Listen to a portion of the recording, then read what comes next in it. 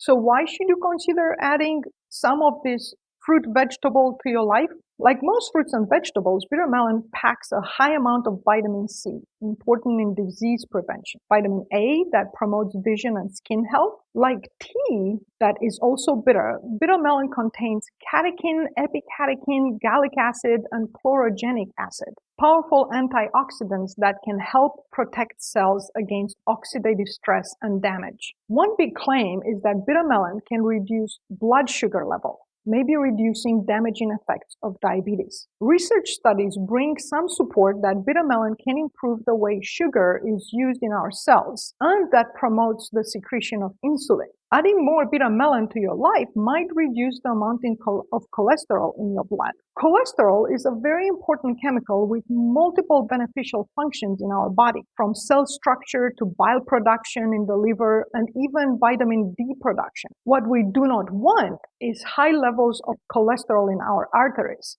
which can cause fatty plaque leading to atherosclerosis, high blood pressure, and increased risk of heart disease. Bitter melon, as part of a balanced diet, might help reducing the levels of total cholesterol, bad cholesterol, LDL, and triglycerides. Might help in weight control. Bitter melon is high in fiber and low in calories, and most dietary fiber just passes through our digestive system slowly, reducing hunger and appetite, and hopefully maintaining a diverse, healthy gut and microbiome.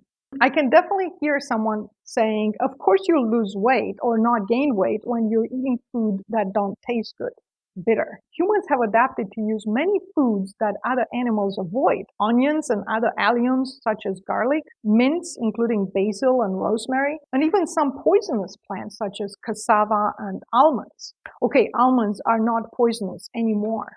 We selected the ones that have the least amount of cyanide. If you decide to include bitter melon in your nutrition, you can choose from the ripe version, which can be used raw in a mixed salad, particularly well paired with fruits, which bring some sweetness to counteract the bitterness, or the unripe version, which becomes more palatable when cooked. Various cultures are using bitter melon in a variety of dishes. Pan-fried with onions, garlic, tomatoes, eggs, steamed, baked, or stuffed with a variety of fillings. I find it particularly enticing as baked chips. Thinly sliced, mixed with oil, maybe grapeseed and sesame oil, and the seasoning of your choice. Salt, black pepper, paprika, a good turmeric mix, garlic powder. Great with a masala or sambar mix, to which I also added some chickpea flour. Then baked on a thin layer, which makes some delicious bitter melon chips. Cautions. Adding anything new to your digestive system might cause discomfort. Plants adapted to become less palatable and be avoided by herbivores. If you're taking blood sugar lowering medications, eating bitter melon while on diabetes medication can cause a blood sugar drop. Please consult your healthcare provider before using bitter melon in food. If you are considering taking bitter melon as a supplement, then there is an even bigger concern, and you should consult with your healthcare provider to consider other medication that it might interfere with.